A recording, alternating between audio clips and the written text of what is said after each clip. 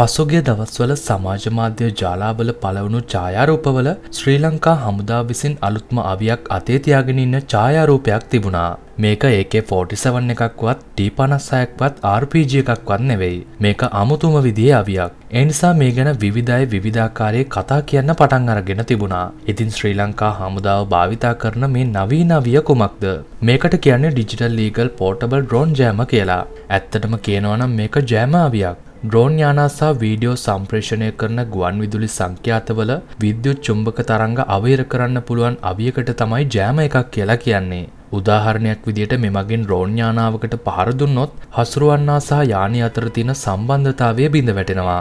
මේ අවිය lithium battery දෙකකින් බලගැන්වෙනවා. මෙහි පහර දීමේ පරාසය මීටර් 1500ක් පමණ වෙනවා. 3 බෑන්ඩ් හෝ 4 බෑන්ඩ් සංඛ්‍යාත වලින් සමන්විත වන මේ අවියේ මිල $800ත් $1800ත් අතර ප්‍රමාණයක් වෙනවා.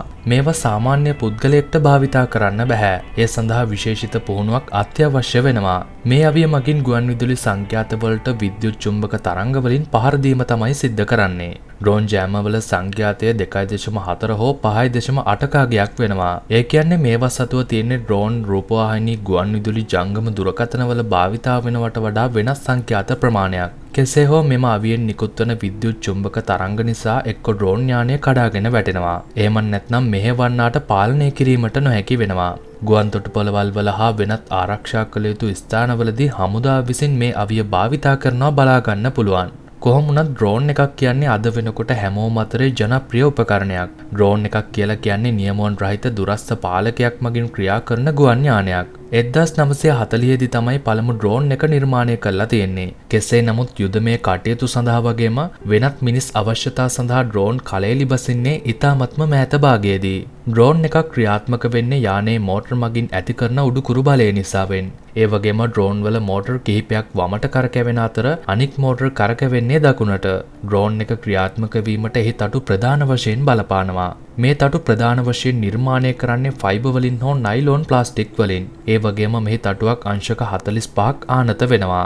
ඇත්තටම කිව්වොත් කුඩා ඩ්‍රෝන් යානාවක් Tamanට ගෙදරදී වුණත් අන්තර්ජාලයෙන් බලාගෙන හදන්න පුළුවන්. ඒ වුණාට විශාල ඩ්‍රෝන් යානාවක් නිර්මාණය කිරීමට නම් තරමක් අපහසුයි. හැබැයි ඉතින් ඔයා ඩ්‍රෝන් එකක් යවන්නේ ශ්‍රී ලංකාවේ නම් ඔයා ගොඩක් පරිස්සම් වෙන්න ඕනේ. ග්‍රෑම් 200ට අඩු ඩ්‍රෝන් යානාවක් ඔයාගේ වත්තේ යවනවා නම් ඔයාට අවසර ගන්න ඕන නැහැ. ඒ වුණාට ග්‍රෑම් 200ට වැඩි ඩ්‍රෝන් යානාවක් ඔයා පියාසර කරනවා නම් මේ සඳහා විශේෂ අවසර පත්‍රයක් ලබා ගන්න ඕනේ. ඩ්‍රෝන් යානා ක්‍රියාත්මක කරලා වැරදිකරුවෙක් වුණොත් නීතියට පුළුවන් ඔයාව අවුරුදු 2කට හරි ඉරේ දාන්න. ඉතින් කොහොමද ඔයා මේ සඳහා රෙජිස්ටර් වෙන්නේ? ඔයා යන්න ඕනේ සිවිල් ගුවන් සේවා අධිකාරියේ වෙබ්සයිට් එකට. අන්නේ වෙබ්සයිට් එකට ගිහිල්ලා ඔන්ලයින් විදියට තමයි ඔයාට රෙජිස්ටර් වෙන්න සිද්ධ වෙන්නේ. එතනදී ඔයා Facebook account එකක් හදනවා වගේම account එකක් මේ වෙබ්සයිට් එකේ හදන්න ඕනේ. ඒ වගේම ඔයා වෙනත් ස්ථානයක මේ වගේ ඩ්‍රෝන් එකක් යවන්න හිතන් ඉන්නවා නම් ආරක්ෂක මාණ්ඩලික ප්‍රධානී කාර්යාලයෙන් ඔයා අවසර ගන්න ඕනේ. ඒකත් ඔයාට කරන්න තියෙන්නේ ඔන්ලයින් විදිහටම තමයි. ඒ වගේම ඔයා පුරාවිද්‍යාත්මක ස්ථාන හෝ රක්ෂිත වනාන්තරයක ඩ්‍රෝන් යානාවක් යවන්න හිතන් ඉන්නවා නම් ඒ ආයතන වලිනුත් ඔයා වෙන වෙනම පර්මිෂන් ලබා ගන්න ඕනේ. ඒ නිසා තාක්ෂණික අතින් ලේසි වුණත් නීතිමය වශයෙන් ඩ්‍රෝන් එකක් යවනවා කියලා කියන්නේ ඉතාමත්ම අමාරු වැඩක්. කොහොම හරි පසුගිය දවස්වලදී කෘෂිකාර්මික කටයුතු සඳහා ඩ්‍රෝන් යානා ශ්‍රී ලංකාව භාවිතා කළා. ඒ විතරක් නෙවෙයි. ඇඳිරි නීති සමයේදී නිරෝධායන නීති කඩ කරන පුද්ගලයන් සෙවීමටත් ඩ්‍රෝන් තාක්ෂණය භාවිතා කළා. අපේ රටේ ඩ්‍රෝන් යොදා ගැනීම සාපේක්ෂව අඩු වුණාට පිට රටවල් වල නම් යුදමේ කටයුතු සඳහා ඩ්‍රෝන් යානා යොදා ගන්නවා. හමුදා ගුවන් යානා වලට වඩා ඩ්‍රෝන් යානා යොදවා ගැනීමේ වාසි ගොඩක් තියෙනවා. පළවෙනි එක තමයි නියමයක් නැතිවීම. ඒ නිසා හමුදා බලය සුරැකිව තබාගෙන සතුරු බල ප්‍රදේශවලට පහර දීමේ හැකියාවක් ඒ සතුව පවතිනවා. අනෙක් අතට ගුවන් යානා වලින් කඳු සහිත ප්‍රදේශවලට ළඟා වීම ඉතාමත්ම අපහසුයි. ඒ වුණාට ඩ්‍රෝන් යානා වලට නම් මේ ගැටලුව මතුවෙන්නේ නැහැ. ඒ වගේම වෙනත් ගුවන් යානා හා සංසන්දනය කරලා බලනකොට ඩ්‍රෝන් යානාවන් මිලෙන් පහළයි. ඒ වගේම ඉන්ධන භාවිතයත් අවමයි. ඒ නිසා බලවත් රටවල් වල යුද බලය තීරණය කිරීමේ ප්‍රධාන සාධකයක් බවට ඩ්‍රෝන් යානා වර්තමානයේදී පත් වෙලා තියෙනවා. ඉතින් දැන් අපි බලන්න යන්නේ ලෝකයේ නිර්මාණය කරලා තියෙන භයානකම ඩ්‍රෝන් යානා විශේෂයන් කිහිපයක් ගැන. තුර්කියේ නිෂ්පාදනය කරලා තියෙන TIA Anka කියන්නේ ලෝකයේ තියෙන භයානකම ඩ්‍රෝන් යානා විශේෂයක්. පැය 24ක් නොනවත්වා පියාසර කළ හැකි ටර්බෝ බැටරියක් මේ ඩ්‍රෝන් යානාවට සවි කරලා තියෙනවා. ඒ වගේම අහිතකර කාලගුණය මේ ඩ්‍රෝන් යානාවට නම් ප්‍රශ්නයක් නෙවෙයි. ඒ වගේම රාත්‍රී කාලයේදී නිරීක්ෂණ කටයුතු කිරීම සඳහා නයිට් විෂන් පද්ධතියක්ද මේ ඩ්‍රෝන් යානාවට එකතු කරලා තියෙනවා. ඒ වගේම මේ යානය කෘත්‍රිම බුද්ධියෙන් හෙවත් AI වලින් පණ ගන්වලා තියෙනවා. ඒ නිසා සතුරන්ට ප්‍රහාර එල්ල කිරීම සඳහා කවුරුත් මෙහෙවීමේ අවශ්‍යතාවයක් මේ යානයට නැහැ. ඊට අමතරව මේ යානයට මිසයිල් පවා රැගෙන යාමේ හැකියාවක් තිබෙනවා. ඒ නිසා මේක ලේසි පහසු භාණ්ඩයක් නම් නෙවෙයි. MQ-5B කියන්නේත් ඇමරිකාව විසින් නිර්මාණය කරන ලද ලෝකයේ පවතින භයානකම ඩ්‍රෝන් යානා විශේෂයක්. ඒ වගේම කෘත්‍රිම බුද්ධිය ඉතාමත්ම ඉහළ ලෙස භාවිතා කළ යානා විශේෂයක් ලෙසද මේක හඳුන්වන්න පුළුවන්.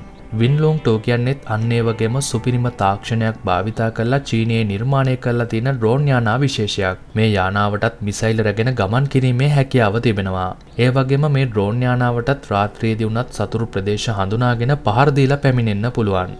MQ-1C ඩ්‍රෝන් යානය කියන්නේත් ලෝකයේ පවතින භයානකම ඩ්‍රෝන් විශේෂයක්. මේකත් කෘත්‍රිම බුද්ධිය භාවිතා කරන ඩ්‍රෝන් යානයක් විදියට හඳුන්වන්න පුළුවන්. ඒ වගේම මේ ඩ්‍රෝන් යානයටත් මිසයිල් රැගෙන යාමේ විශේෂ හැකියාවක් තියෙනවා. Hermes 900 කියන්නේත් ඇමරිකාව සතුව තියෙන හොඳම ඩ්‍රෝන් යානා විශේෂයක්. මේක වඩා ප්‍රසිද්ධ බුද්ධි තොරතුරු නිරීක්ෂණය කිරීම සඳහායි. ඒ සඳහා රාත්‍රියට පවා නිරීක්ෂණය කිරීමට හැකියාවක් ලැබෙන පරිදි මේ යානය නිර්මාණය කරලා තියෙනවා. ඒ වගේම අවශ්‍ය වෙලාවන් වලදී සතුරාට පහර දීම සඳහාත් මේ ඩ්‍රෝන් යානා විශේෂය භාවිතා කරන්න පුළුවන්. CH-5 කියන්නේ චීනයේ නිෂ්පාදනය කරන ලද ඩ්‍රෝන් යානාවක්. මේට විශාල ප්‍රමාණයේ මිසයිල් සවි කළ හැකි වෙනවා. Predator B MQ-9 කියන්නේත් ඇමරිකාවේ නිෂ්පාදිත ඩ්‍රෝන් යානා විශේෂයක්. සුපිරි කැමරා පද්ධතියක් තියෙන නිසා රාත්‍රී කාලයට ඉහළ අහසේ ඉඳන් පොළොවේ සමීප දර්ශන ලබා ගැනීමේ හැකියාවක් මේ සතුව පවතිනවා. ඉතින් ඩ්‍රෝන් තාක්ෂණය හා අනාගතය මොන වගේ වෙයිද? ඉදිරි කාලයේදී ඔයා කෝල් එකක් දුන්නම කඩෙන් පීසා එකක් අරන් එන්නේ ඩිලිවරි බෝයි නෙවෙයි. ඩ්‍රෝන් යානාවක් තමයි ඒ වැඩේ කරන්නේ. කෘත්‍රිම බුද්ධියෙන් සමන්විත වෙන මේ ඩ්‍රෝන් යානාවන් ඩිලිවරි බෝයිට වඩා නිවැරදිව හා දක්ෂ ලෙස මේ කාර්යභාරය ඉටු කරයි. ඉතින් මීට වසර 10කට කලින් හිතුවේ නෑ ඩ්‍රෝන් තාක්ෂණය මේ විදියට අපිව වෙනස් කරයි කියලා. ඒ නිසා තව වසර 10කින් අනාගතය මොන වගේ වෙයිද? ඒ ගැන අනිවාර්යෙන්ම ඔබේ අදහස පහලින් කමෙන්ට් එකක් දාන්න අමතක කරන්න එපා. අපි මේ වගේම අලුත්ම වීඩියෝවකින් හම්බෙන බලාපොරොත්තු වෙන අදට සමු අරගෙන යන්නට තමයි සූදානම් වෙන්නේ. ඔයාලා තාමත් අපේ channel එක subscribe කරන්නේ නැත්නම් අනිවාර්යෙන්ම පහලින් තියෙන රතු පාට බටන් එක ඔබලා subscribe කරන්න. ඒ වගේම පුංචි bell icon එක click කරොත් අපි අලුතෙන් වීඩියෝවක් දාපු ගමන් ඔයාලකට ගෙන්න ගැනීමේ හැකියාව තියෙනවා. ඉතින් අපි අලුත්ම වීඩියෝවකින් හම්බෙමු. සියලුම දෙනාට සුබ දවසක්.